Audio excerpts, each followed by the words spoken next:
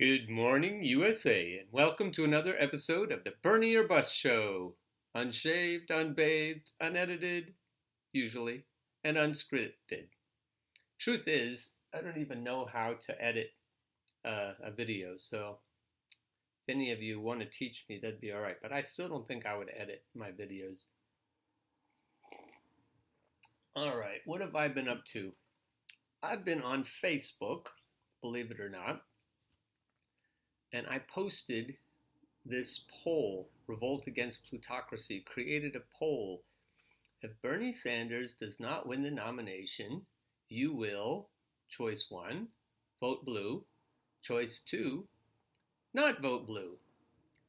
That is a pretty interesting way. I didn't make this poll. It has already 1.3K votes. It has, in the Facebook group called Berniecrats, it has 224 comments and 3 shares, only 3 shares. And the reason I'm coming here today is not to embroil you in the raging argument about vote blue versus not vote blue, but if you agree with me that we can't keep perpetuating the pendulum swing that I was talking about yesterday, we have to not vote blue no matter who. The conversation is going right now. You'll see things popping up on my screen. Even at 6:54 a.m. on a Tuesday morning, people are involved in this question. So I think what we have here in this question is the crux of the matter, as they say. One person on here said, 53%, wake up. I agree that Bernie Sanders got screwed. That's interesting that she started with that. If he honestly does not win, then he, whoever wins the nomination, needs to support our Democratic nominee. They keep forgetting that they're talking to people who have no loyalty or allegiance to the Democratic Party. They keep forgetting that they're talking to people who, if they did enter the Democratic Party to vote for Bernie, were cheated, and they saw the rigging, and it's easy to prove with the Podesta emails that there was cheating, there was rigging, it was rigged. We don't have to keep denying that.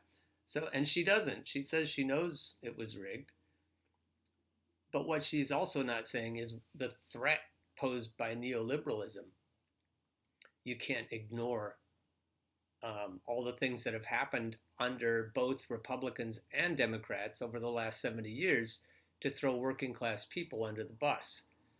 So I just said, who else in the DNC actually cares about working people? Who else will move us away from the existential threats posed by neoliberalism?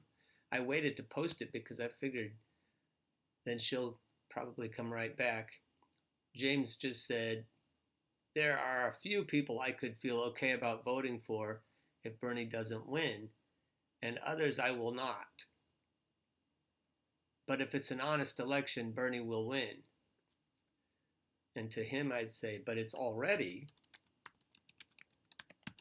not an honest election. Nico House already found out in California that they're planning to purge. I can't remember if he updated and said they're already purging voters that are recently back into the Democratic Party because they know that those are more likely to be Bernie supporters. Now, this is what I would do if I were you, because this conversation, it's very good that it's happening early September in 2019 as opposed to during the primaries in early 2020. This poll needs to be shared. Now, here's where you can find the poll. I'll link to this under the video. It's a page. It's not a group. It's a page called Revolt Against Plutocracy. So facebook.com/Revolt Against Plutocracy. Very easy to find. It's not pinned, but it's almost at the top.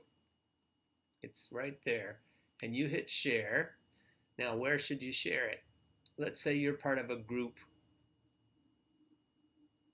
like Dem Exit or Berniecrats, which is where some really good conversations have been going, raging, I should say. So go here and then hit share. Say share in a group.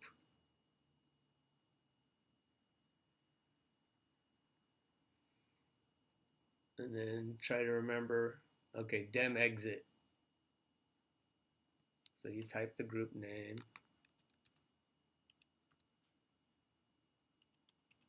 If your typing skills are not impaired, there it is. And then you post it. And then you sit back and watch the fun. If you're in a very busy group, you can go to the group, you can refresh that group, and you can see if it got up near the top. If it's a very busy group, it won't be right at the top. This one is, okay. So then if it doesn't get any attention for a few minutes, then write a comment under it so it bumps back up to the top. In a very busy group, you might have to do a little work to get the conversation started. But this conversation needs to happen. And here's why. Crystal Ball, again, right now my favorite commentator because of the kinds of questions she's been asking and the kinds of answers she's been receiving for her questions. She had Bernie Sanders on her show, The Hill. This video already has over 88,000 views, and it's recent. And near the end of the interview, she's talking to Bernie Sanders. She just wrapped up asking him about the opioid crisis. So you should go and watch the whole video. But then she goes on to strategy. She goes on to the DNC and how they're treating Bernie. And it's probably why he has that expression on his face.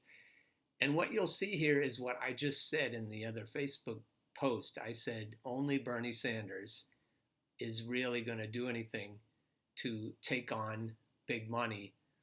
And right now, this interview was conducted in Kentucky. And Kentucky is a poor state, and its people need the kind of government reform that Bernie is proposing, and yet its politicians are hard right-wing politicians. And so you've got this disconnect between what the people in Kentucky need versus what their politicians want to give them. Their politicians are serving big money, pure and simple. Big money is who calls the shots in Kentucky, in a state where the people desperately need reform. And so earlier in the video, Bernie talks about how he's going to go there. That's Mitch McConnell's state. So he's going to go there and keep bringing it to the people, keep bringing the message to the people of Kentucky that they need different kinds of leaders than they currently have, and the kinds of pressure they need to put on their leaders to do the right thing for the American workers and for the workers of Kentucky in particular. All right, here we go, Bernie. No secret that you've been critical of the Democratic establishment. Have I? If you do become the nominee, do you believe that they'll support you? Well, I don't want to speculate. I certainly understand that not everybody in the Democratic establishment, I think the third way folks referred to me as an existential threat to the Democratic Party. I think that was the term that they used. So, are you? In some ways I am. And that is that I want to transform the Democratic Party. We're sitting right now in Kentucky, right? This is a very poor state. This is a state which has a whole lot of folks who are working for low wages. You have a senator who wants to do away with the Affordable Care Act that would throw tens and tens of thousands of people in this state off the health care they have. They have an educational crisis. And yet you got two right-wing Republican senators. Most of the members in the House are Republican. Why is that? Why is that?